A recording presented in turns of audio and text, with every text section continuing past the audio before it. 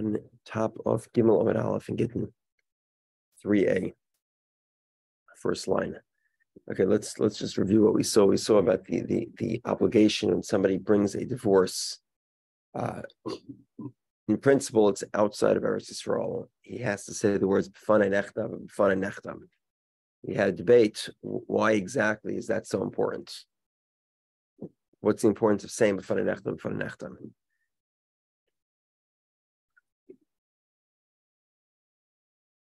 One second. Okay, and the first opinion is because a divorce needs to be written lishma. It has to be written for the purposes of the couple getting divorced. And one second. And outside of Israel, people are not familiar with writing a divorce lishma. So we're concerned that perhaps the divorce wasn't written lishma. So therefore, you say b'fanei nechtam, and then how you say the guy says that the get was written and signed in front of me. How do you know it was the Shema? We'll discuss that a little bit today. Okay. And the other opinion is, now the truth of the matter is, like we started seeing yesterday, it is the case that the vast majority of divorces that are written lishma. And therefore, this entire rabbinical decree is just, it's rabbinical in nature, and that's why a single witness is believed. And that was what we discussed yesterday. The second opinion says that the concern here is for what we call kiyum shtaros. What is kiyum shtaros? Kiyum shtaros is the idea that documents need to be verified. Today we use a system called notaries, but some sort of similar system was used, way back when, to make sure that the documents weren't forged. And if that's the case, you need the b'fanei nechtam, the guy who brings the document is he testifies to the fact that the document is authentic. And we'll discuss that more in a moment. I wanted to point out another thing I forgot to point out yesterday, which is when we talk about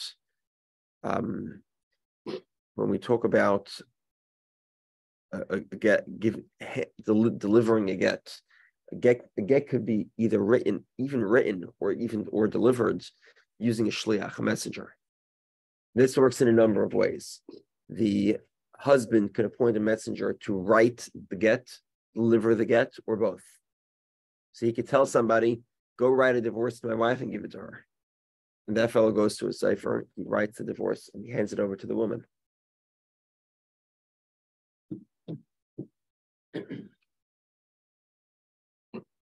Second. Alternatively, he can have a messenger. He can have a messenger write the get. He can tell somebody go write a divorce to, hire a cipher, a scribe to write a divorce, or he can send a shliach to give the divorce. So he has a written divorce, and he sends a messenger, we call a shliach, to hand over the divorce, effectuate the separation of the couple. Similarly, a woman can make a shliach to accept the divorce. Obviously, a woman is not the one who writes it or gives it, but she could make a messenger to receive it. So she sends somebody to the husband, comes knocking on the door, your wife is waiting for a divorce, and he gives the get to him. Now, when is the divorce effectuated? From when the document, we call the get, reaches her domain.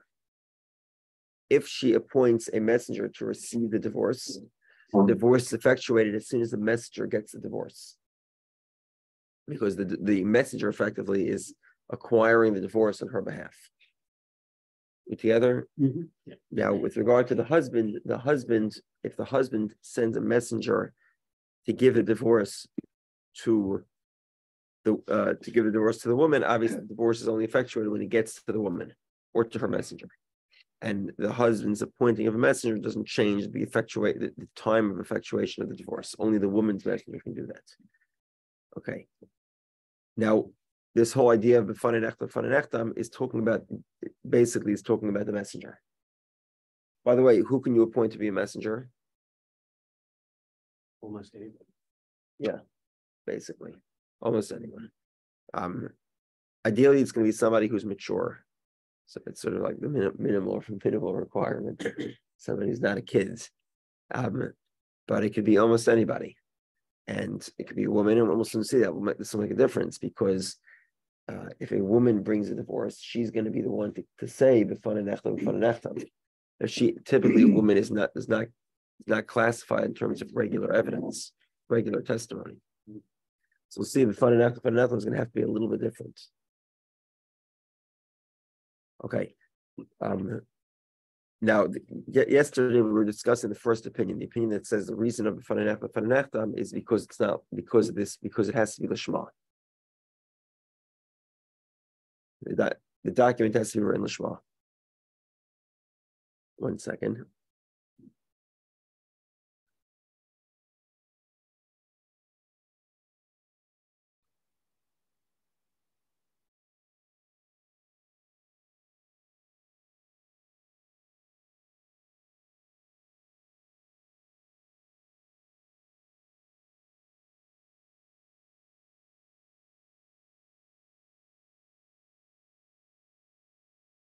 Okay, now the Gemara said, why is a single witness believed? So the Gemara says because, in other words, really everybody agrees that it is common that the get is written l'shma. However, there are some there's a rabbinical decree to make sure the document is written l'shma, and that's accomplished via b'fanei nechtam. The messenger says, I've seen the document written and signed. Okay. The Gemara says, and therefore they were lenient and they relied on a single witness. The Gemara asks, Haikulahu chumrahu. This is not a leniency. This is going to come to a stringency. Why? Because if you had two witnesses testifying the get was written l'shma, the husband cannot cast aspersions on the document, claiming it wasn't written l'shma. However, now there's only a single witness because there's only chad, osi balam our apostolate. The husband can go ahead and invalidate the divorce by claiming it was not written l'shma, even though it was. And therefore, if he's trying to mess her up, he can declare her kid mamzerim. So the Gemara says, "Keep the number mar b'fnei kama noisnelo Rabbi Yochanan b'fnei chadam b'fnei beis chadam b'fnei gimel mikara made it daik for the osi le'iruye nafshe." Since we require the messenger to deliver the divorce in front of 2 or 3 people, so this creates sort of a formality of like something akin to a court. And there's 2 versions in Rashi. One version is that it's unlikely that the messenger is going to lie and say the document was l'shma if he has to give it in front of basically 2 or 3 people. The other version is because it's given in front of 2 or 3 people, so therefore he's much more careful. Made it dayak, mikar made it dayak. He not just is he not going to lie, but he isn't. But the husband will not be believed against the messenger. We believe we'll believe the messenger over the husband. Now we switch gears. We go to the second opinion. The second opinion that says that it's because of forgeries, because of kiyum shtaris. You have to verify the document. Because the document was carried across borders, the original witnesses will not be easily available to verify the document. So if that's the case, verification of the document typically is libai trey. It should require 2 witnesses. Just like any verification requires 2 witnesses. So Gemara says Gittin is different because a single witness is believed with regard to Isser, to things that are prohibited. So Gemara says it's not the case. When is that true? When there isn't, when it's not a schaz gisura.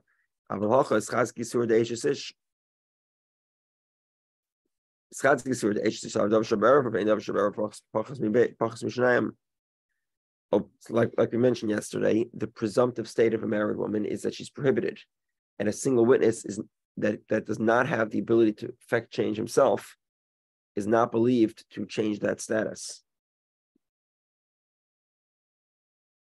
It's like we pointed out,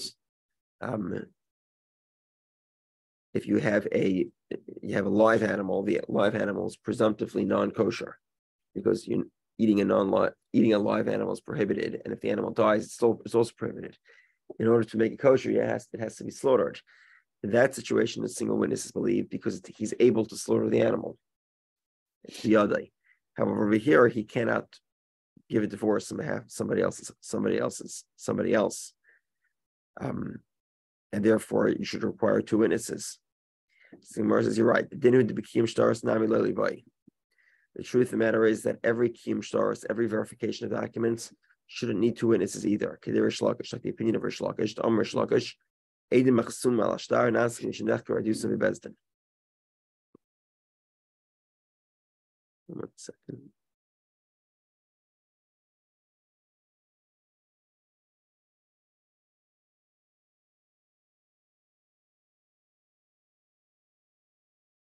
Here we are. Okay. A regular document. This is sort of the fundamental question. You have this in court very often. People submit an affidavit where you're under threat of perjury. Could go to prison if you're lying, but there's no possibility of cross-examination, right? Which is why in the court system today, affidavits are not necessarily the preferred type of evidence presented by witness. They much prefer if you come in person and subject yourself to cross-examination.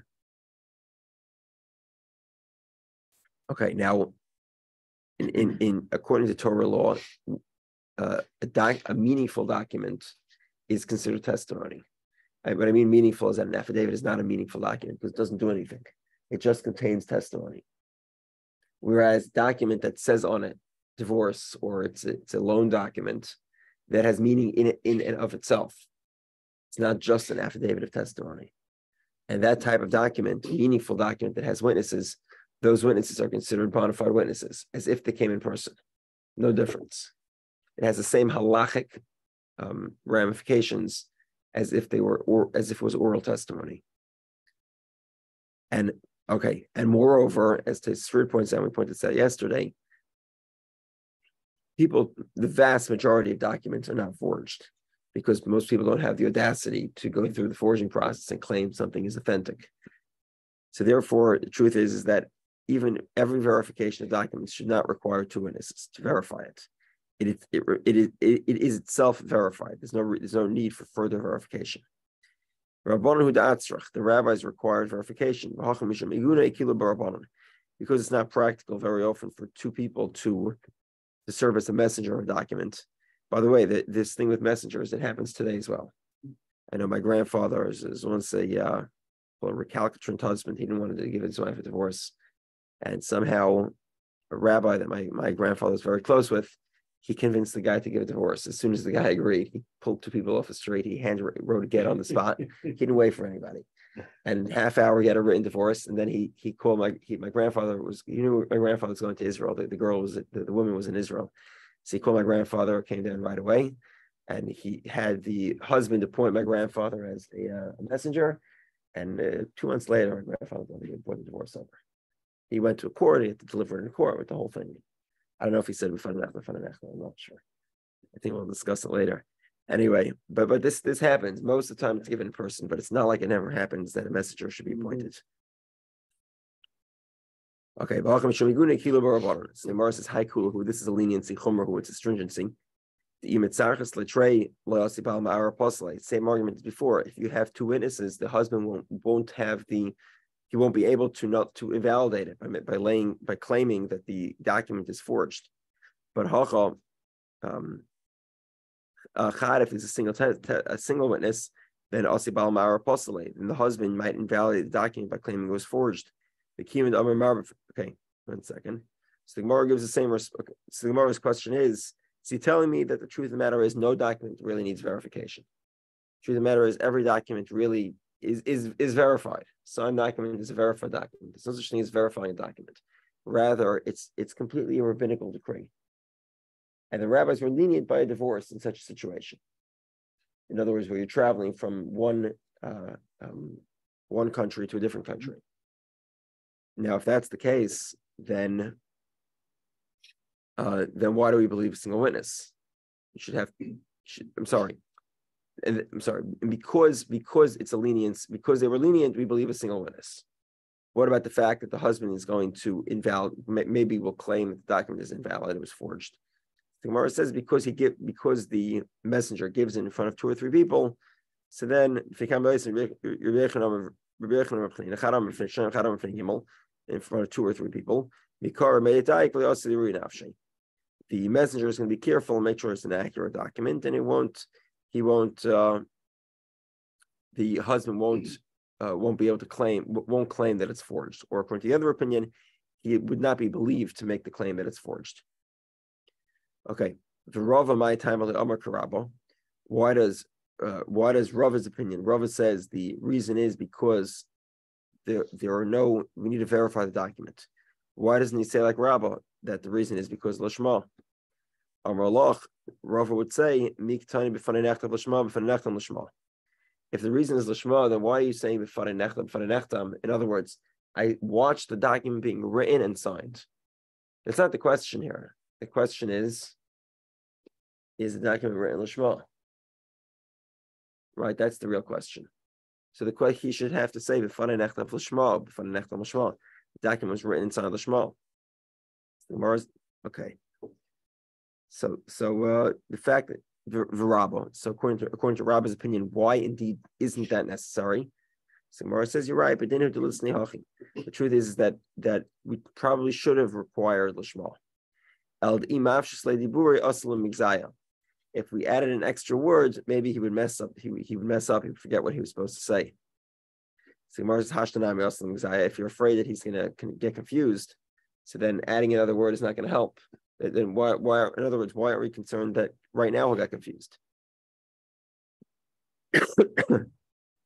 Gemara says, guys. One word from 3 words, he might get confused. One word from 2 words, he won't get confused. Second, water.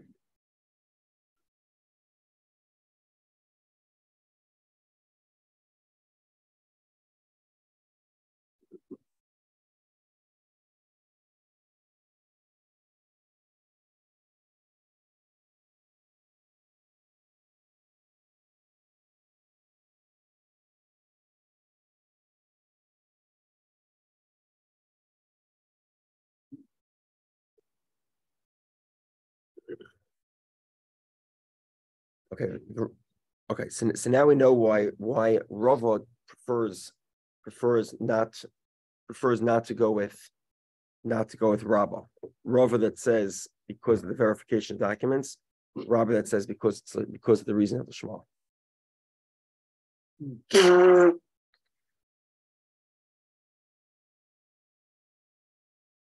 However, the question is, what's in the opposite scenario? Why does Rabba that say the reason is Lishma?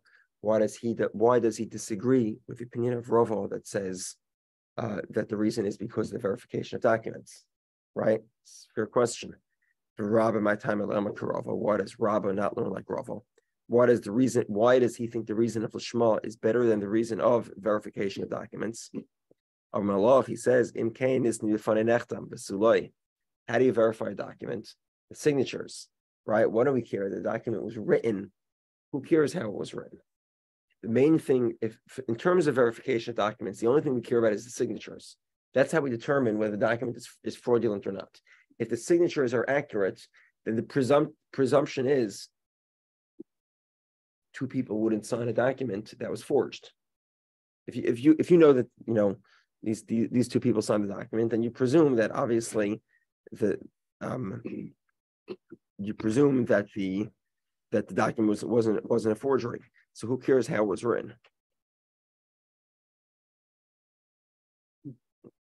In this name, let's say we saw the signing, the suloi, we saw the writing of the document. Why is it necessary? From here we see we require a document to be written l'shma. The Rava, according to Rava's opinion, what's the story? The truth is, it should have said it.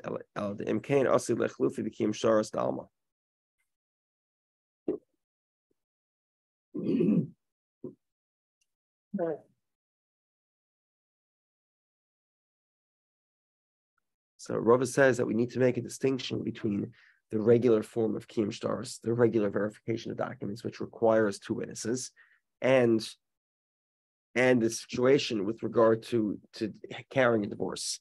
In other words, in the regular circumstance, kiyum shtaros, the verification takes place with two witnesses. It's only Gittin that's an exception. Because it's an exception, we want it to look like an exception. So the rabbi said, make a different statement. Don't just focus on the signatures, also say the document was written. You saw the document being written.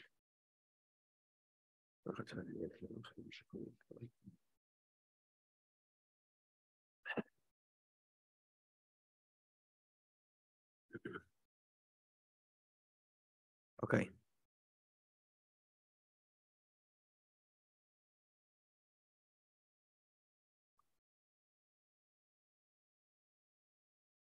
In other words, Rava's response is that we want to differentiate regular verification that happens with two witnesses and the verification of a get, which happens with one witness, which is okay. That's part of the rabbi's enactment, but we wanted to have a different terminology.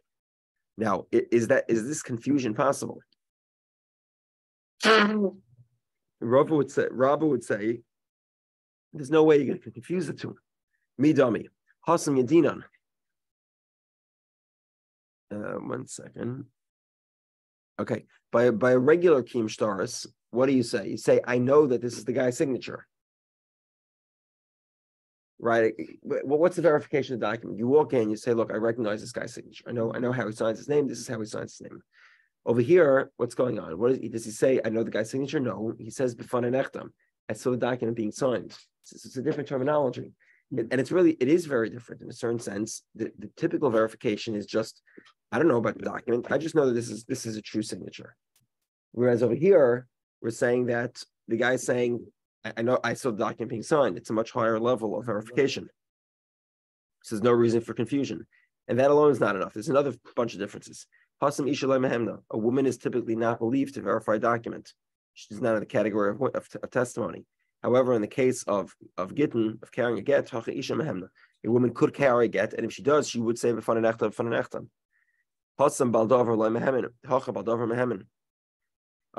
In a different scenario, 1 second.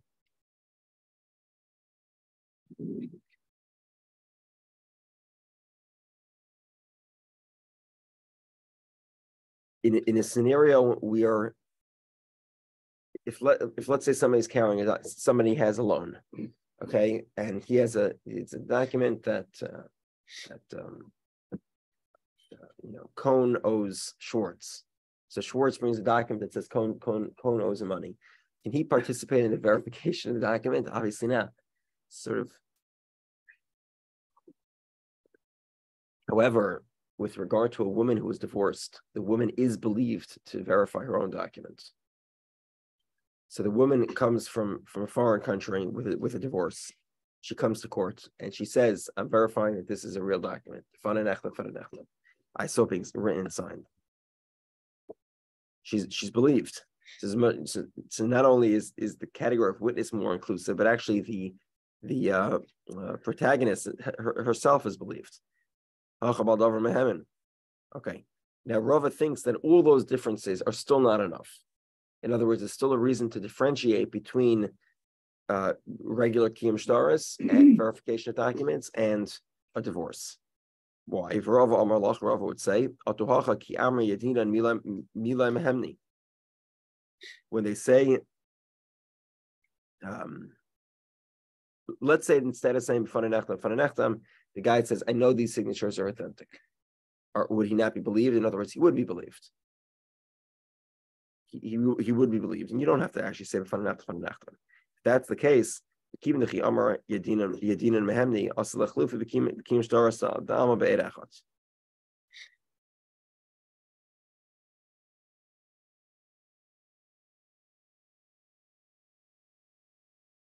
okay. And now because technically a regular kiyum shtaros would work, so therefore we require a much more distinct statement, which is testimony on the writing of the document. In other words, if you have two witnesses that come and say, we know this document is authentic, you don't need to say v'fananecht. Let's say you have a regular verification, the messenger does not need to say it. However, if there are no two witnesses, then the messenger can't say, I know the signature is authentic. That wouldn't work because then people would confuse it with regular verification, which requires two witnesses. Instead, he has to make a statement of v'fananechtav or v'fanayinechtam. Okay. Now we get to the next. Go back to the opinion of Rabbi.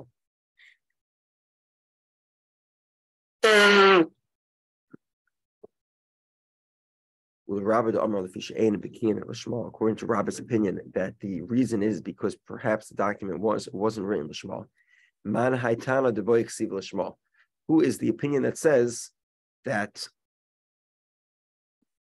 the document has to be written l'shma? And not only does it have to be written l'shma, but uboy chasim l'shma. The signatures also have to be l'shma. So in other words, both the document and the signatures need to be l'shma. Which opinion is this? Reb Meir, according to the opinion of Reb Meir, chasim boy, the signatures do need to be l'shma, but ksiva loy boy. But the document does not need to be written l'shma. The Tanan we learn. Okay, 1 second. For any additional questions.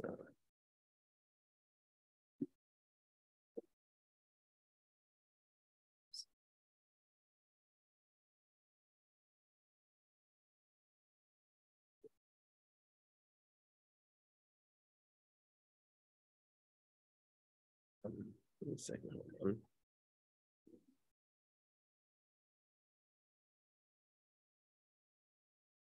Find the original verse. Hold on a second. Okay, so when you look at the verse that speaks of divorce, I'll just find it here.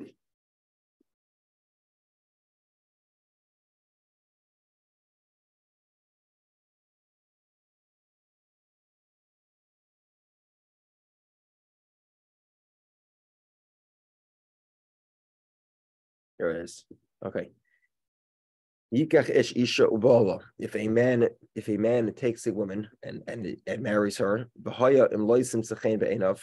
and it happens that she does not find favor in his eyes, because he found in her sort of a lack of fidelity. We'll see. We'll learn. We'll discuss the fidelity part later in the Masechta. If that's a necessary component or it's a sufficient component. We'll get to that. We'll get to that component. But the critical words are as follows. The Kotsav law sefer krisos, he will write her a sefer as a document of krisos, of divorce. The nosan b'yada, he'll hand her the document. The shulchan mibeis, he'll send her away from the house. That's how you divorce somebody. So what's the key component here? There has to be ksiva and then an nesina. You have to write the document and then give it.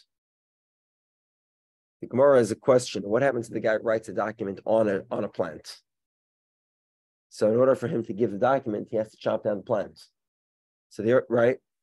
So what he needs to do now is he has to write. He writes it, but he can't give it right away. He has to cut it in between. So the time we learned, ein kais mechuber. One cannot write a divorce on something that's connected to the ground. Mechuber lekarka. Kosfu al mechuber lekarka. Let's say he did write it on something connected to the ground. Tolshu. Then he cut it from the ground. Chismu, he signed it. The Nasnullah, and he handed it to her. Kosher. The document is kosher. Okay, now according to Rameir, clearly the main ksiva, the main writing of the document is the signatures. So in this case, now Rameir doesn't recommend that you write a document on a leaf.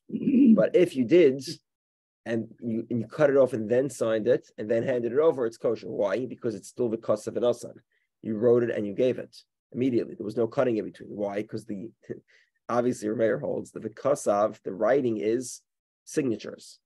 If that's the case, Rameir seems to say that only the signatures are the critical component of what needs to be l'shma.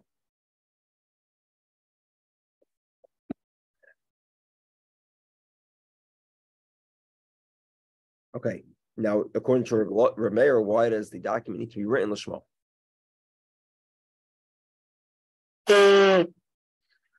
Rabbi Lazar, if it's the opinion of Rabbi Lazar, then ksiva boy, chasim aloy boy. You need him to write it, but you don't need him to sign it. 1 second. Okay, this is Rabbi Lazar that says Ede Mesira Karti. We spoke about this briefly yesterday. According to Rabbi Lazar, a divorce does not need to be signed. You write the document without the signatures and you hand it over in front of witnesses, because the main requirement for witnesses is the execution of the document, which is by handing it over from the husband's domain to the woman's domain, which might mean the husband to the woman. It also might mean the husband's messenger to the woman's messenger, or any variation of that. So according to Rabbi Lazar, you don't have to sign the document in the first place. So presumably the document doesn't need to be signed l'shma, right? If you don't have to sign it, then why would it have to be signed l'shma? It's not a critical part of the document. You need the writing has to be l'shma, but not the signatures. If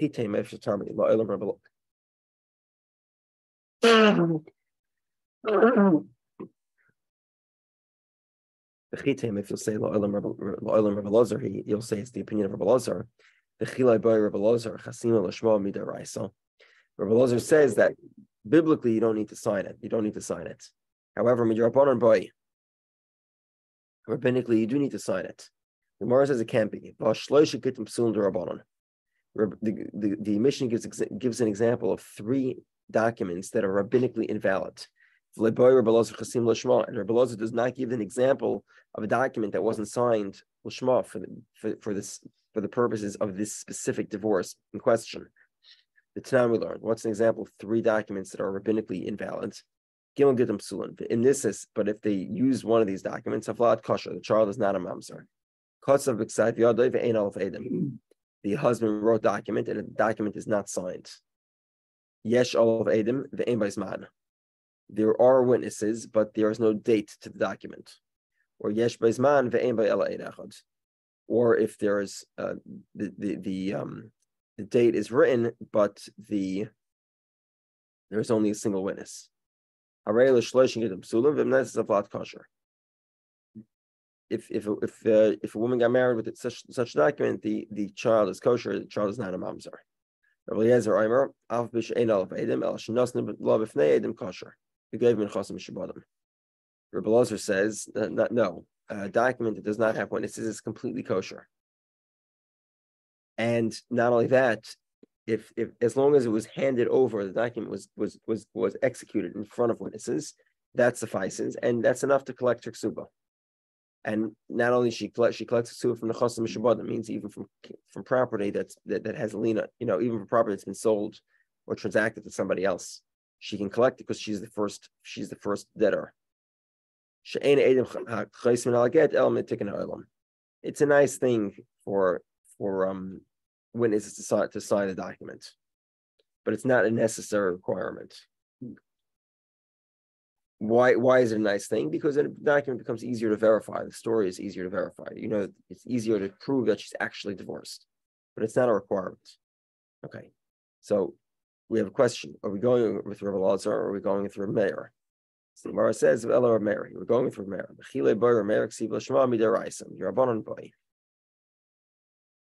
According to Rabbi Meir, we don't require a lishma, a document written for the sake of this document, for the sake of this divorce biblically, or rabbinically it's a requirement. We'll stop here and tomorrow we'll review everything again and then continue. So go on for I think another 2-3 days. Yeah. Yeah. Well, hopefully the repetition it won't be. Okay, tomorrow just be an hour before mincha. Okay, and Travis.